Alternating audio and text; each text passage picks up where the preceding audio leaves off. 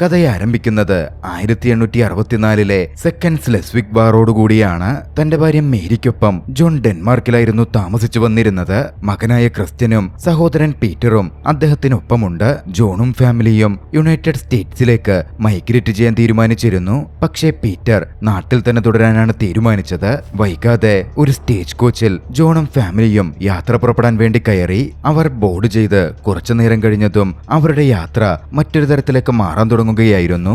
അവരുടെ കൂപ്പയിലുണ്ടായിരുന്ന അവരുടെ എതിരിലിരുന്ന രണ്ടുപേരെ ഇറക്കിവിട്ട് അവിടെ മറ്റ് രണ്ടുപേർ ജോയിൻ ചെയ്തു. പോളെന്നും ലെസ്റ്റർ എന്നും പേരുള്ള രണ്ടുപേരായിരുന്നു ജോണും ഫാമിലിയും സഞ്ചരിച്ച കൂപ്പയിലേക്ക് കയറിയത്. അവരാണെങ്കിലോ ജയിലിൽ നിന്ന് റിലീസായി വരുന്ന രണ്ട് തടവുപുള്ളികളായിരുന്നു. ആദ്യ സമയത്ത് രണ്ട് തടവുപുള്ളികളും വളരെ ശാന്തമായിട്ടായിരുന്നു കാണപ്പെട്ടത്. പക്ഷേ അതൊന്നും അധിക നേരം നീണ്ടുപോയില്ല. കുറച്ചു കഴിഞ്ഞതും മേരിയോട് മദ്യം കുടിക്കാൻ അവർ ആവശ്യപ്പെട്ടു. മേരി അത് വേണ്ടെന്ന് പറഞ്ഞു. പക്ഷേ ജോൺ മേരിക്കടുത്ത് ഒരാൾ തരുന്നതല്ലേ, വേണ്ടെന്ന് പറയണ്ട, മേടിച്ചോളൂ എന്നായിരുന്നു പറഞ്ഞത്. പിന്നീട് എതിരിലുള്ള കുറ്റവാളികളുടെ അടുത്ത് ജോൺ സംസാരിച്ചു. ഫാമിലി ഡീറ്റെയിൽസിനെ പറ്റിയും അവർ മൈഗ്രേറ്റ് ചെയ്യുന്നതിനെ പറ്റിയുമൊക്കെ ജോണിന്റെ സംസാരത്തിൽ കടന്നു വന്നു. പക്ഷേ ഈ സമയം ആ തടവുപുള്ളികളുടെ നോട്ടവും മറ്റും മേരിയെ വല്ലാതെ അൺകംഫർട്ടബിൾ ആക്കുന്നുണ്ടായിരുന്നു. പോളാണെങ്കിൽ രൂക്ഷമായി അവളെ നോക്കുകയാണ്. ഒരു പരിധി കഴിഞ്ഞപ്പോ അവരോടത് നിർത്താൻ ജോൺ ആവശ്യപ്പെട്ടു. പക്ഷേ ജോണിന്റെ ആ പറച്ചിൽ പോളിനെ വല്ലാതെ ദേഷ്യം പിടിപ്പിച്ചതേയുള്ളൂ. തൊട്ടു പുറകെയായിരുന്നു ലെസ്റ്റർ ജോണിന് നേരെ തോക്ക് ചൂണ്ടിയത്. പിന്നാലെ മേരി അപ്പോൾ തന്നോട് വലിച്ചടുപ്പിച്ചു. അവളെ ലൈംഗികപരമായ രീതിയിൽ ഉപദ്രവിക്കാൻ തുടങ്ങി. പോളിനാണെങ്കിൽ ഒന്നും ചെയ്യാൻ പറ്റുന്നുണ്ടായിരുന്നില്ല.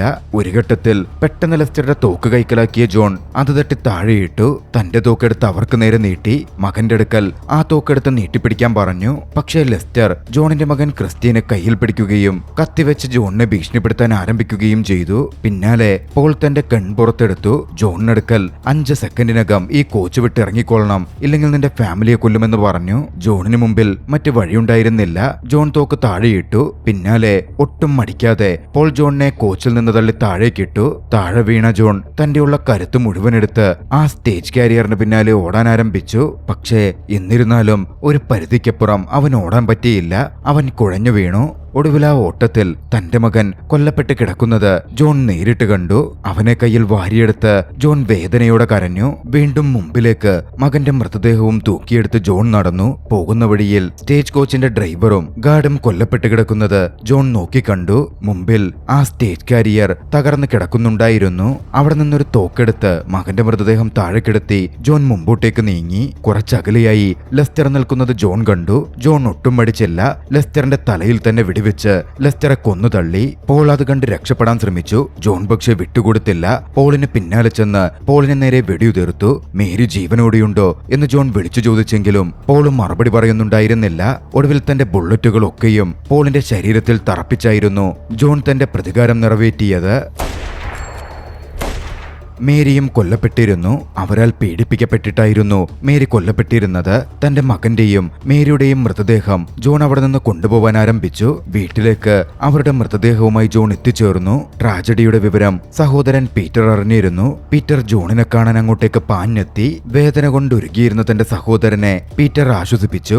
കഥയെ അവിടെ നിന്നും ഹെൻറി ഡിലാരോ എന്നു പേരുള്ള ഒരു ഗ്യാങ് ലീഡറിലേക്ക് തിരിയുന്നു. ആളൊരു ജന്മിയൊക്കെയാണ്. പോളിന്റെ മരണവിവരം വൈകാതെ ഹെൻറിയുടെ ചെവിയിൽ െത്തി. അവിടെ ഉണ്ടായിരുന്ന മേയർ കീൻ ടൗണിലെ ജനങ്ങളൊന്നുമല്ല ഇതിനു പിന്നിൽ എന്ന് ഹെൻറിയോട് പറഞ്ഞെങ്കിലും ഹെൻറി അതൊന്നും ചെവികൊള്ളാൻ കൂട്ടാക്കുന്നുണ്ടായിരുന്നില്ല. 2 മണിക്കൂറിനകം തനിക്ക് തന്റെ സഹോദരന്റെ മരണത്തിന് കാരണമായ കില്ലേഴ്സിനെ വേണമെന്നും ആരെയും തനിക്ക് കൈമാറ്റം ചെയ്തില്ലെങ്കിൽ മണിക്കൂറിനെന്ന വണ്ണം ടൗണിലെ 2 പേരെ വെച്ച് താൻ കൊന്നുകൊണ്ടിരിക്കും എന്നുമായിരുന്നു ഹെൻറി പറഞ്ഞത്. അടുത്ത ദിവസം ഉച്ചയോടെ ഹെൻറി നഗരത്തിന്റെ നടുക്കെത്തി. മേയർ കീൻ അങ്ങോട്ടേക്ക് വന്നു. കൊലപാതകങ്ങളെന്ന് ആരോപിച്ച് 2 പേരും മേയർ കീന്റെ പക്കലുണ്ടായിരുന്നു. അതിലൊരാൾ വൃദ്ധയായ ഒരു സ്ത്രീയായിരുന്നു. തന്റെ വിധി അംഗീകരിച്ച പോലെ അവർ നിന്നു. പക്ഷേ കൂട്ടത്തിലുണ്ടായിരുന്ന മറ്റു വ്യക്തിയാകട്ടെ തന്റെ ജീവനു വേണ്ടി താനല്ല കൊന്നതെന്ന് പറഞ്ഞ് അപേക്ഷിച്ചുകൊണ്ടിരുന്നു. ഹെൻറി ഒട്ടും മടിച്ചില്ല. അപേക്ഷിച്ചുകൊണ്ടിരുന്ന വ്യക്തിയെ ആദ്യം അങ്ങ് കൊലപ്പെടുത്തി. ഹെൻറിക്കെതിരെ മേയർ പിടിച്ചുകൊണ്ടുവന്ന വൃദ്ധ ശാപവാക്കുകൾ മൊഴിഞ്ഞു. പിന്നാലെ അവരെയും ഹെൻറി കൊന്നുതള്ളി. പക്ഷേ എന്നിട്ടും ഹെൻറിയുടെ കലിയടങ്ങുന്നുണ്ടായിരുന്നില്ല.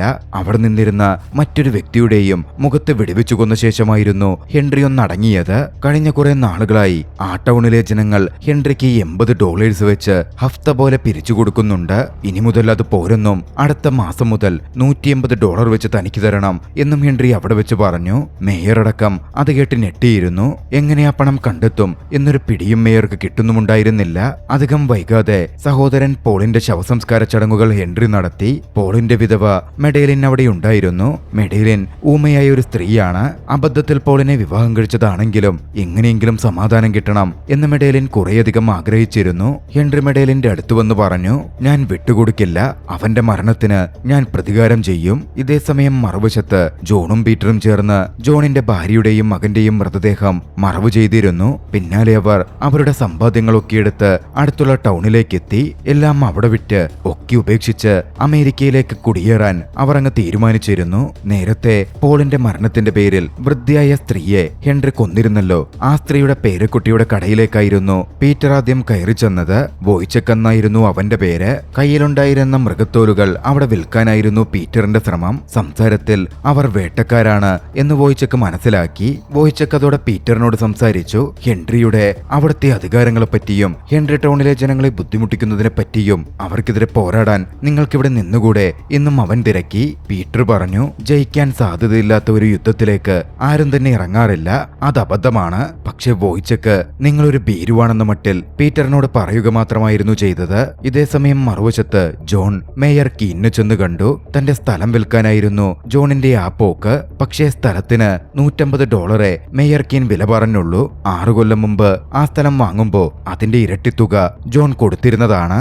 എന്താ ഇങ്ങനെ എന്ന് ജോൺ തിരക്കി. ഹെൻറിയുടെ ഉപദ്രവവും ഹെൻറിയുടെ ഭരണവും കാരണം നഗരത്തിലെ ലാൻഡിന്റെ വില കുറഞ്ഞിരിക്കുകയാണ് എന്നായിരുന്നു അയാളുടെ മറുപടി. ഒരുപക്ഷെ ഹെൻറിയുടെ സഹോദരന്റെ കൊലപാതകിയെ കണ്ടെത്താൻ പറ്റിയാൽ കാര്യങ്ങളൊക്കെ ചിലപ്പോൾ നോർമലായി കിട്ടും എന്നും മേയർ കൂട്ടിച്ചേർത്തു. പിന്നാലെ താൻ കൊന്ന പോള് ഹെൻറിയുടെ സഹോദരനാണ് എന്നൊരു ഞെട്ടലോടെ ജോൺ തിരിച്ചറിഞ്ഞു. താൻ ചിലപ്പോൾ വളരെ വലിയ അപകടമാണ് ഫേസ് ചെയ്യേണ്ടി വരിക എന്നൊരു ഭീതിയും അവന്റെ ഉള്ളിലുണ്ടായി. കിട്ടുന്നതും വാങ്ങിപ്പോരാൻ ജോൺ തീരുമാനിച്ചു. $150 അവന് കിട്ടി. ബോട്ടിനുള്ളിൽ അത് ഒളിപ്പിച്ചേക്കാൻ മേയർ അവന് ഉപദേശം കൊടുത്തു. അവനും അത്തരത്തിലത് പ്രവർത്തിച്ചു. പിന്നാലെ അവിടെ നിന്നിറങ്ങി ജോൺ പോവാൻ തുടങ്ങുകയായിരുന്നു. അപ്പോഴാണ് ടൗണിലെ പോലീസ് ഷെരീഫും തോക്കേന്ത്യ ടൗണിലെ കുറച്ച് ആളുകളും ജോണിനെ ചുറ്റിവളയുന്നത്. രക്ഷപ്പെട്ട് പോവാൻ ശ്രമിച്ച ജോണിനെ ഷെരീഫ് വെടിവെച്ച് വീഴ്ത്തി. പിന്നാലെ തന്റെ കസ്റ്റഡിയിലേക്കും എടുത്തു. പോളിന്റെ കൊലപാതകത്തിന് പിന്നിൽ ജോണാണെന്ന് ഷെരീഫ് തിരിച്ചറിഞ്ഞു കഴിഞ്ഞിരുന്നു. ഇതേസമയം മറുവശത്ത് ഹെൻറിയും മെഡലീനും സ്റ്റാൻഡേർഡ് അറ്റ്ലാന്റിക് ഓയിൽ കമ്പനിയുടെ ആളുകളുമായി സംസാരിക്കുകയായിരുന്നു. അപ്പോഴാണ് ചില കാര്യങ്ങൾ വ്യക്തമാകുന്നത്. ബ്ലാക്ക് ക്രീക്ക് എന്ന ആ നഗരത്തിലെയും പരിസര പ്രദേശങ്ങളിലെയും സ്ഥലങ്ങൾ ഹെൻറി വാങ്ങിക്കൂട്ടിക്കൊണ്ടിരിക്കുകയാണ്. കീനിന്റെ സഹായത്തോടെയാണ് അയാളത് പ്രവർത്തിക്കുന്നത്. മേയർ യാഥാർത്ഥ്യത്തിൽ ഹെൻറിയുടെ ആളായിരുന്നു. മെഡലീനാണ് കമ്പനിയുടെ അക്കൗണ്ട്സ് നോക്കുന്നത്. അവിടെയെല്ലാം വലിയ ഓയിൽ നിക്ഷേപമുണ്ട്. ആ സ്ഥലങ്ങൾ ഏറ്റെടുത്ത് കമ്പനിയുമായി കരാറുണ്ടാക്കി പണം കൊയ്യാനായിരുന്നു ഹെൻറിയുടെ പദ്ധതി.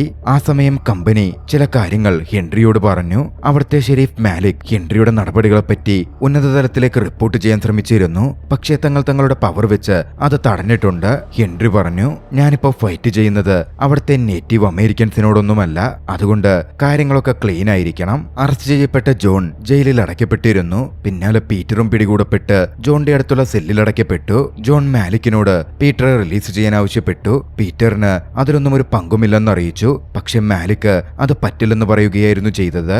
എന്താ കാര്യമെന്ന് ചോദിച്ചപ്പോ പീറ്റർ ഏറ്റുമുട്ടലിൽ എന്റെ ഡെപ്യൂട്ടിയെ പരിക്കേൽപ്പിച്ചു എന്ന് മാലിക്ക് മറുപടി കൊടുത്തു. പിന്നാലെ മാലിക്ക് ജോണിനെ പിടികൂടിയ കാര്യം ഹെൻറിയെ അറിയിച്ചു. അത് ടൗണിനെ രക്ഷപ്പെടുത്തും, ടൗണിലെ ജനങ്ങൾക്ക് ആശ്വാസം പകരും എന്ന് മാലിക്ക് ചിന്തിച്ചിരുന്നു. ഹെൻറി പണ്ട് നല്ലൊരു മനുഷ്യനായിരുന്നു. പക്ഷേ അവിടുത്തെ നേറ്റീവ് ട്രൈബ്സുമായി ഏറ്റുമുട്ടിയതിനു ശേഷം അയാളുടെ സ്വഭാവം മാറി. അയാളിപ്പോൾ ഒക്കെയും സമ്പാദിക്കാൻ ശ്രമിക്കുന്ന ഒരു ക്രൂരനായ മനുഷ്യനാണ്. മാലിക് പറഞ്ഞു, പോളിനോട് ജോൺ അപ്പോൾ എന്തെങ്കിലും ക്ഷമ കാട്ടിയിരുന്നെങ്കിൽ ഒരുപക്ഷെ ഇതൊന്നും സംഭവിക്കില്ലായിരുന്നു. ഇവിടുത്തെ ജനങ്ങളും ഇത്രയധികം കഷ്ടപ്പെടില്ലായിരുന്നു. ജോണിനെ ഹെൻറിക്ക് പിടിച്ചുകൊടുത്താൽ മുകളിലെ ഉദ്യോഗസ്ഥർക്ക് താനയച്ച കാര്യങ്ങളിൽ നടപടി ഉണ്ടാവുമ്പോഴേക്കും ടൗണിലെ ജനങ്ങൾക്ക് കുറച്ച് സമയം കിട്ടും എന്നൊക്കെ മാലിക് പ്രതീക്ഷിച്ചു. പക്ഷേ താനയച്ച കാര്യങ്ങളിൽ കമ്പനിയുടെ ഇടപെടലുണ്ടായി. അതൊക്കെ തടയപ്പെട്ടിട്ടുണ്ട് എന്ന് മാലിക് മനസ്സിലാക്കിയതേയില്ല. അടുത്ത അടുത്ത ദിവസം ജോൺ നഗരത്തിന്റെ നടുവിലേക്ക് എത്തിക്കപ്പെട്ടു. ടൗണിലെ ജനങ്ങൾ തന്നെ ജോണിനോടുള്ള രോഷം പ്രകടിപ്പിച്ചു. പിന്നാലെ അവരൊക്കെ ചേർന്ന് ജോണിനെ ഹെൻറിയുടെ ക്യാമ്പിൽ എത്തിച്ചു. അവിടെ ഒരു തൂണിൽ ജോണിനെ കെട്ടിയിട്ടു. പിന്നാലെ മാഡലൈനെ അങ്ങോട്ടേക്ക് ഹെൻറി വിളിച്ചു വരുത്തി. ഇവനാണ് നിന്റെ കെട്ടിയവനെ കൊന്നത് എന്ന മട്ടിൽ പറഞ്ഞു. പോൾ തന്റെ ഭാര്യയെ കൊല്ലുകയും മകനെ കൊല്ലുകയും ഭാര്യയെ പീഡിപ്പിക്കുകയും ചെയ്തു എന്ന് ജോൺ പറഞ്ഞപ്പോ ഹെൻറി അവനെ ഉപദ്രവിച്ചു. ജോണിനെ ക്രൂരമായി ഉപദ്രവിക്കാൻ കഠിനമായ ആ വെയിലത്ത് തൂണിൽ തന്നെ ഹെൻറി കെട്ടിയിട്ടു. ഉടനടി അവനെ കൊല്ലാതെ നരകിപ്പിച്ച് കൊല്ലാൻ വേണ്ടിയിട്ടായിരുന്നു അത്. പിന്നാലെയാണ് മേയർ കീൻ അങ്ങോട്ടേക്ക് വരുന്നത്. അവിടത്തെ ജോണിനോട് സംസാരിക്കുന്നതിന് മുമ്പേ അവന്റെ ഷൂസൂരി അതിനുള്ളിൽ വെച്ചിരുന്ന പണം മേയർ കീൻ കരസ്ഥമാക്കി. നിനക്കിനി ഇതിന്റെ ആവശ്യം വരില്ല എന്നായിരുന്നു പുച്ഛഭാവത്തിൽ മേയർ കീൻ അവനോട് പറഞ്ഞത്. ഇതേസമയം മറുവശത്ത് പീറ്റർ ജയിലിൽ തന്നെയാണ്. പീറ്റർ നേരത്തെ ഉപദ്രവിച്ച് ആ ഒരു ഡെപ്യൂട്ടി അവിടെ ഇരിക്കുന്നുണ്ട്. പീറ്റർ അതും പറഞ്ഞ് വീണ്ടും ഡെപ്യൂട്ടിയെ കളിയാക്കാൻ തുടങ്ങി. നിന്റെ ഈ മുഖം വെച്ച് നിന്നെ ഇനി ആര് നോക്കാനാടാ എന്നൊക്കെ പറഞ്ഞായിരുന്നു കളിയാക്കൽ പരിധി വിട്ടപ്പോ ഡെപ്യൂട്ടി സഹിക്കാൻ പറ്റാതെ പീറ്ററെ ആക്രമിക്കാൻ വേണ്ടി ചെന്നു. പീറ്ററിനും അതായിരുന്നു വേണ്ടിയത്. പീറ്റർ ഉടനടി ഡെപ്യൂട്ടിയെ ആക്രമിച്ചു വീഴ്ത്തി അവിടെ നിന്ന് രക്ഷപ്പെട്ട് പുറത്തു കടന്നു. ഇതേസമയം മറുവശത്ത് ഹെൻറി ആകട്ടെ മെഡലൈനെ തന്റെ വെപ്പാട്ടിയെ പോലെ ഉപയോഗിക്കാൻ ആരംഭിച്ചിരുന്നു. ഒന്നും ചെയ്യാൻ പറ്റാതെ നിസ്സഹായയായ മെഡലൈന് ജീവൻ നിലനിർത്താൻ ഹെൻറി പറയുന്നത് അനുസരിക്കുകയേ നിവൃത്തിയുണ്ടായിരുന്നുള്ളൂ. അന്ന് രാത്രിയിൽ നഗരത്തിൽ ശക്തമായ മഴ പെയ്തു. ജോണപ്പോഴും തൂണിൽ കെട്ടിയിട്ട നിലയിലാണ്. പീറ്റർ അങ്ങോട്ടേക്ക് വിവരമറിഞ്ഞെത്തിയിരുന്നു. ഒളിച്ചിരുന്ന പീറ്റർ കൃത്യസമയം നോക്കി ഗാർഡുകൾ മാറിയപ്പോ കൂട്ടത്തിലൊരു ഗാർഡിനെ കൊലപ്പെടുത്തി. പിന്നാലെ ജോണിനെ ഫ്രീയാക്കി അവിടെ നിന്ന് രക്ഷപ്പെടുത്തി കൊണ്ടുപോകാൻ ആരംഭിച്ചു. 2 ഗാർഡുകൾ പക്ഷേ അവരെ കണ്ടിരുന്നു. ഗാർഡുകൾ അവരെ ഷൂട്ട് ചെയ്യുന്നതിന് മുമ്പേ പീറ്റർ ഉണർന്നു പ്രവർത്തിച്ചു. അവരിരുവരെയും പീറ്റർ വെടിവെച്ചു കൊന്നു. ബാക്കിയുള്ള ഗാർഡുകൾ വെടിവെക്കാൻ ആരംഭിച്ചു. എന്നിരുന്നാലും ഒരു കുതിരപ്പുറത്തേറി ജോണുമായി പീറ്റർ രക്ഷപ്പെട്ടു പോവാൻ തുടങ്ങി. ജോണാകെ തളർന്നിരുന്നു. ഒരുപാട് ദൂരം ജോണിനെ അങ്ങനെ കൊണ്ടുപോകാൻ പറ്റില്ല എന്ന് പീറ്റർ തിരിച്ചറിഞ്ഞു. സുരക്ഷിതമായ ഒരിടത്ത് ജോണിനെ ഇറക്കിയിട്ട ശേഷം താൻ തിരികെ വരാം, അതുവരെ ഇവിടെ വെയിറ്റ് ചെയ്യെന്ന് പറഞ്ഞ് പിന്നാലെ വരുന്ന ഗാർഡുകളെ തെറ്റിദ്ധരിപ്പിച്ച് വഴിമാറ്റി കൊണ്ടുപോകാൻ പീറ്റർ ശ്രമിച്ചു. അടുത്ത ദിവസം പുലർച്ചെയായിരുന്നു ജോണിന് ബോധം തെളിഞ്ഞത്. കുതിരക്കുളമ്പടി ശബ്ദം കേട്ടപ്പോ അവൻ പെട്ടെന്ന് പാറയ്ക്കപ്പുറത്ത് മറഞ്ഞു നിന്നു. പക്ഷേ മറഞ്ഞുള്ള ആ കാഴ്ചയിൽ ഹെൻറിയുടെ ആളുകൾ പീറ്ററിനെ കൊന്ന് അവന്റെ മൃതശരീരം കെട്ടിവലിച്ചു കൊണ്ടുപോകുന്നത് ദുഃഖത്തോടെ ജോൺ നോക്കിക്കണ്ടു. പീറ്ററിനെ പിടിക്കാൻ പോയ ഹെൻറിയും സംഘവും ക്യാമ്പിലേക്ക് തിരികെ എത്തുകയാണ്. പക്ഷേ അവിടെ തന്റെ ആളുകൾ കൊല്ലപ്പെട്ട് കിടക്കുന്നതും പണമൊക്കെ അപഹരിക്കപ്പെട്ടതുമായിരുന്നു ഹെൻറി നോക്കിക്കണ്ടത്. സംഭവം എന്തെന്നാൽ മെഡലൈൻ അവിടുത്തെ പണമൊക്കെ മോഷ്ടിച്ച് അവിടെ നിന്ന് രക്ഷപ്പെട്ടു പോകാൻ ട്രെയിനിൽ കയറിയിരുന്നു. പക്ഷേ ഹെൻറിയുടെ ഗ്യാങ് മെമ്പേഴ്സ് മെഡലൈനെ കണ്ടെത്തി പിടികൂടി. രക്ഷപ്പെടാൻ അവൾക്ക് മുമ്പിൽ വഴികളുണ്ടായിരുന്നില്ല. ഇതേ സമയം എഴുന്നേറ്റ ജോണാകട്ടെ ഒറ്റപ്പെട്ട ആ പ്രദേശത്തെ ഒരു വീടും പരിസരവും കണ്ട് അങ്ങോട്ടേക്ക് നടന്നു ചെല്ലാൻ തുടങ്ങി. മിസസ് വെസ്റ്റ്ലർ എന്നു പേരുള്ള ഒരു സ്ത്രീയുടെ വീടായിരുന്നു അത്. അയാളുടെ ഭർത്താവിനെയായിരുന്നു ഹെൻറി മുമ്പ് കൊലപ്പെടുത്തിയത്. അങ്ങോട്ടേക്ക് ജോൺ നടന്നു വരുന്ന കണ്ടതും ജോൺ അപകടകാരിയാണെന്ന് ചിന്തിച്ച് ആദ്യം ജോണിനെ ഒന്ന് വെടിവെച്ചു വീഴ്ത്താൻ അവർ ശ്രമിച്ചു. പക്ഷേ ജോൺ കിണറ്റിൽ നിന്ന് വെള്ളം കുടിക്കാൻ വേണ്ടി മാത്രമാണ് വന്നത് എന്ന് കണ്ടതും അവർ തോക്കുമാറ്റി. പിന്നാലെ ജോണിനെ തന്റെ വീട്ടിലേക്ക് വിളിച്ച് ജോണിന് വേണ്ട ഭക്ഷണവും മറ്റും അവർ കൊടുത്തു. കളപ്പുരയിൽ ജോണിനെ വിശ്രമിക്കാൻ അനുവദിച്ചു. പിന്നാലെ ഒരു ദിവസം അവരെത്തി ജോണിനോട് പറഞ്ഞു, ഞങ്ങൾ ഇവിടം വിട്ടു പോവുകയാണ്, വേണമെങ്കിൽ ഞങ്ങളുടെ കൂടെ വരാം. പക്ഷേ ജോൺ അതിന് തയ്യാറായിരുന്നില്ല. എന്തൊക്കെയോ ജോൺ മനസ്സിൽ കരുതിയിരുന്നു. അതിനായി തന്റെ ആരോഗ്യം വീണ്ടെടുക്കലായിരുന്നു ജോണിന്റെ ലക്ഷ്യം. ഇതേസമയം മറുവശത്ത് മെഡലീനെ പിടികൂടിയ ഹെൻറിയുടെ ആളുകൾ അവളെ തിരികെ ക്യാമ്പിലേക്ക് എത്തിച്ചു. ഹെൻറി വല്ലാതെ രോഷം കൊണ്ടിരുന്നു. ഹെൻറി വളരെ ക്രൂരമായ ഒരു തീരുമാനമെടുത്തു. മെഡലീനെ അങ്ങ് കൊന്നുകളയുക. പക്ഷേ കൊല്ലുന്നതിന് മുമ്പ് തന്റെ ആളുകളോട് വേണമെങ്കിൽ അവളെ കണക്കിനങ്ങ് ആസ്വദിച്ചോ എന്ന മട്ടിൽ ഹെൻറി പറയുകയും ചെയ്തു. ഇതേസമയം മറുവശത്ത് ജോൺ തന്റെ ആരോഗ്യം വീണ്ടെടുത്തിരുന്നു. അവൻ നേരെ മേയറുടെ വീട്ടിലേക്കായിരുന്നു പോയത്. ഹെൻറിയുടെ കൂടെ ചേർന്ന് നാട്ടുകാരെ ചതിച്ചുകൊണ്ടിരിക്കുന്ന വ്യക്തിയാണ് മേയർ എന്ന് ജോൺ മനസ്സിലാക്കിയിരുന്നു. മേയറുടെ വീട്ടിലെത്തി മേയറുടെ നേരെ തോക്ക് ചൂണ്ടി തന്റെ ബൂട്ടും മോഷ്ടിച്ച പണവും തരാൻ അവൻ ആവശ്യപ്പെട്ടു. കൂട്ടത്തിൽ തന്റെ മുദ്രപത്രവും തനിക്ക് തിരികെ വേണം എന്നായിരുന്നു അവന്റെ ആവശ്യം. മേയർ വല്ലാതെ ഭയന്നിരുന്നു. മേയർ അതൊക്കെ എടുത്തുകൊടുത്തു. പിന്നൊട്ടും മടിച്ചില്ല. തോക്ക് ചൂണ്ടി ഭീഷണിപ്പെടുത്തി മേയറെ അവിടുണ്ടായിരുന്ന ഒരു പെട്ടിയിൽ ജോൺ അടച്ചു.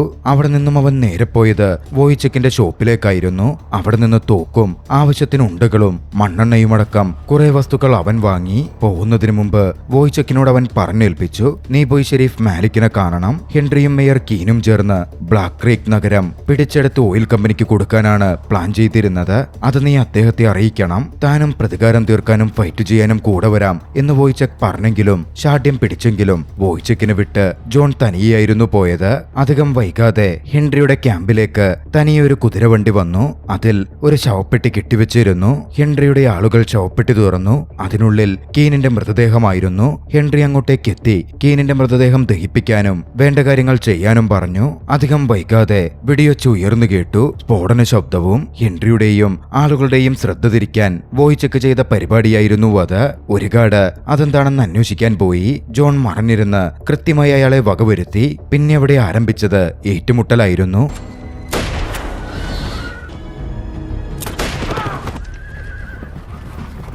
ക്യാമ്പ് ഹൈ അലേർട്ടിലായി. ഹെൻറി ഒരു തോക്കെടുത്ത് കൈവശപ്പെടുത്തി. ഇതേസമയം വോയ്ചെക്കാകട്ടെ അവിടെ ഒരു ബിൽഡിങ്ങിന്റെ റൂഫിലേക്ക് കയറി ഹെൻറിയുടെ ആളുകളെ വെടിവെച്ച് കൊല്ലാൻ തുടങ്ങി. പക്ഷേ ഗാർഡുകൾ വോയ്ചെക്കിനെ തിരിച്ചറിഞ്ഞ് തിരികെ വെടിവെച്ച് അവനെ കൊന്നു. ഇതേസമയം ആ വെടിയൊച്ചയിൽ ഓയിൽ ഒഴുകി മഡേലിനെ ബന്ദിയാക്കി വെച്ചിരുന്ന ഹോട്ടലിലേക്ക് വീഴാൻ തുടങ്ങി. മഡേലിനെ ആക്രമിക്കാൻ അവിടെ തയ്യാറെടുത്ത് നിന്നിരുന്ന ഒരു ഗാർഡിന്റെ സിഗരറ്റിൽ നിന്നും തീ പടർന്ന് അവിടെ മുഴുവൻ തീ പടരാൻ ആരംഭിച്ചു. ജോൺ എപ്പോഴും തന്റെ നീക്കങ്ങൾ നടത്തുകയായിരുന്നു. വോയ്ചെക്കിന്റെ മൃതദേഹം കണ്ടതും അവന് വല്ലാത്ത കുറ്റബോധം തോന്നി. മരണം നിൽക്കുന്ന ആ സമയത്താണ് മാഡലിനെയും വലിച്ചിഴച്ച് ഒരു ഗാർഡ് പോകുന്നത് അവൻ ശ്രദ്ധിക്കുന്നത്. ഒട്ടും മടിച്ചില്ല. ജോൺ ആ ഗാർഡിന്റെ ജീവൻ എടുത്തു. മാഡലിൻ അങ്ങനെ രക്ഷപ്പെട്ടു.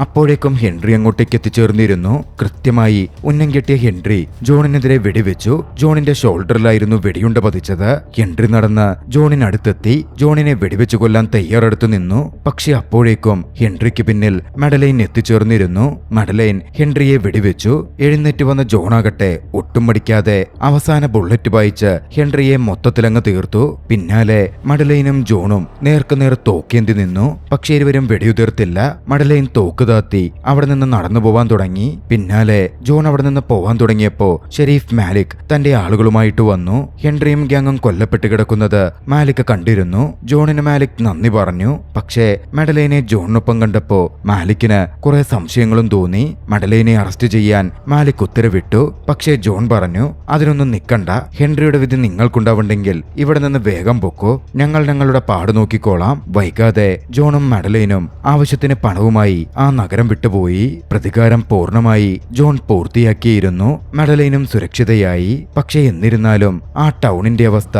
അത്ര നല്ലതായിരുന്നില്ല. ഓയിൽ കമ്പനി ആ ടൗൺ മുഴുവൻ ഏറ്റെടുത്തു. ആ ദൃശ്യങ്ങളോടെ ചലച്ചിത്രം അവസാനിക്കുകയാണ്. രസകരമായ ഈ ഒരു ആക്ഷൻ ചലച്ചിത്രം നിങ്ങൾക്കിഷ്ടമായെങ്കിൽ വീഡിയോ ലൈക്ക് ചെയ്യുക. അഭിപ്രായങ്ങളും നിർദ്ദേശങ്ങളും കമന്റുകളിൽ രേഖപ്പെടുത്തുക. കഴിയുമെങ്കിൽ ചാനൽ സബ്സ്ക്രൈബ് ചെയ്തും കൂട്ടുകാർക്ക് ഷെയർ ചെയ്തു കൊടുത്തും ഞങ്ങളെ സപ്പോർട്ട് ചെയ്യുക. അടുത്ത എപ്പിസോഡിൽ മറ്റൊരു മികച്ച ചലച്ചിത്രവുമായി നമുക്ക് കണ്ടുമുട്ടാം. അതുവരെ ബൈ.